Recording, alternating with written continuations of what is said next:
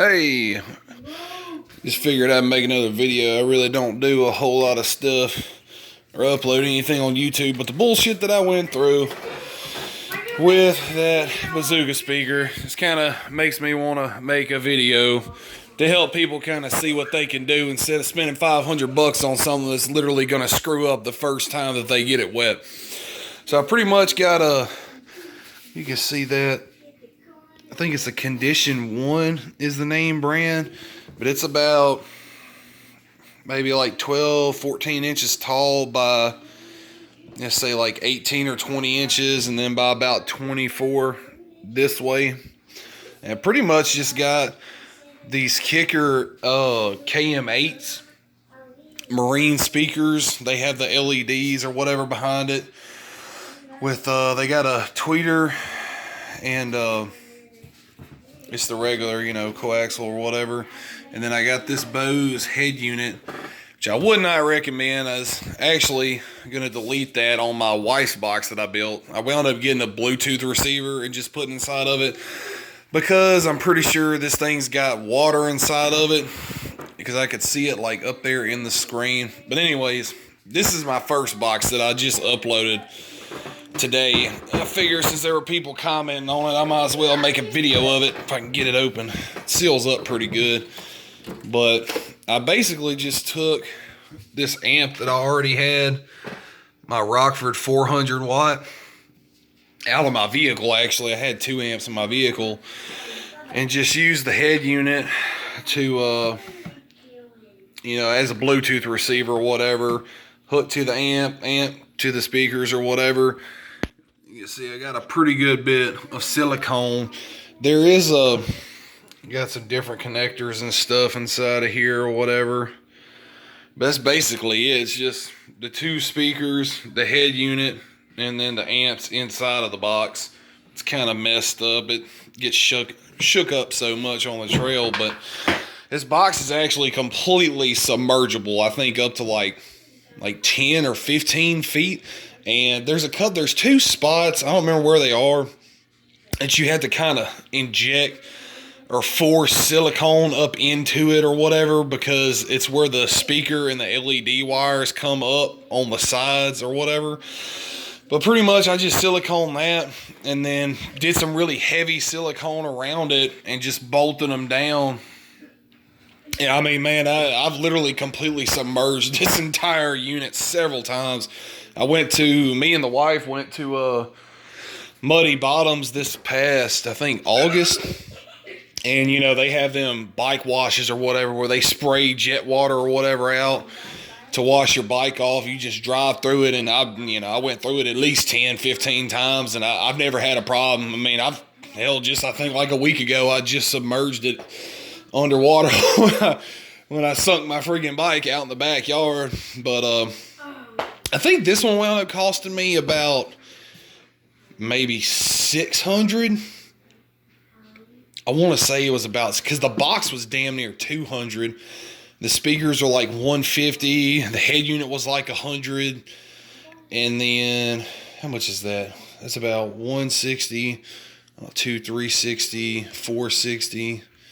Yeah, with the amp, if I would have bought the amp brand new, it would have been close to $600, and also those blocks were like $50 by themselves, which I wound up going with something cheaper in this one. But yeah, so that's my first one that I built. That's 100% waterproof. I've literally completely submerged that thing, never had a problem. So the second one, I got the same speakers. I actually just built this one like a week ago before we went on this ride at Soggy Bottoms over in Sterlington, Louisiana. But I basically just took them speakers, but instead of doing that head unit, I just went with this, you can kind of see it there, this MTX, I think it's the 100, the 100.4 Mud, or the Mud 100.4. And so basically, I have you can't really see it over there, but it's there's a little Bluetooth receiver. I basically just have that Bluetooth receiver hooked straight up to this amp, and then the amp just powers the speakers. And I went with this cheap ammo can because I was like, I seen a lot of people make these boxes and they're basically watertight. I'm not really sure how far you could necessarily submerge them, but from what I've seen, they're pretty airtight because when I put this lid on, I actually have to put it on very slowly while I'm clamping it because these speakers will actually rise out because the air pressure is so tight when you put that lid on. But I think this one, I paid like $160 for these speakers again. That amp was like $250.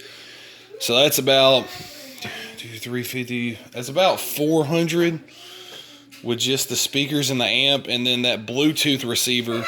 I don't remember what brand that one was. I think it's the JL Audio, that Bluetooth receiver that they make. But it's about $50. So you got probably close to about $500. The cam was only like $10, but I paid like $20 in shipping. So I'm gonna say about $500, which is almost exactly what I spent on that Bluetooth amp, or that. That Bluetooth,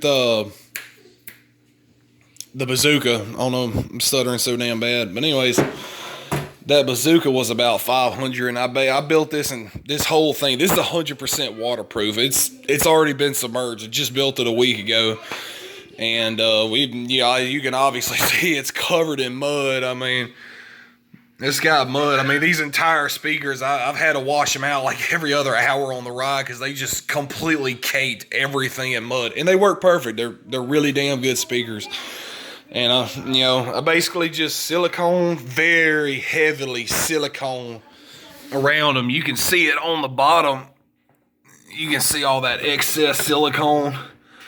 I mean, I really went heavy on the silicone. I actually trimmed some of that up because I went so heavy. I just kind of took my finger and trimmed it up. But, I mean, these things are completely waterproof. That Bazooka, complete piece of shit. Because the thing was like $500. And, I mean, like, you can read some of the comments. I told people that thing's a complete joke. The first time, literally, the first time it got wet, the LEDs were just gone. I mean, they started malfunctioning crap. It dried out. They started working again.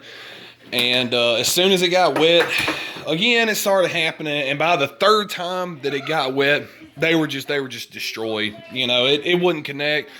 It was doing like this loud screeching noise and stuff. And pretty much, I sent it in for repairs. And then they sent it back. And I literally put it back on my four-wheeler, drove it out in the backyard, and it had a little bit of mud water splash on one of the end caps.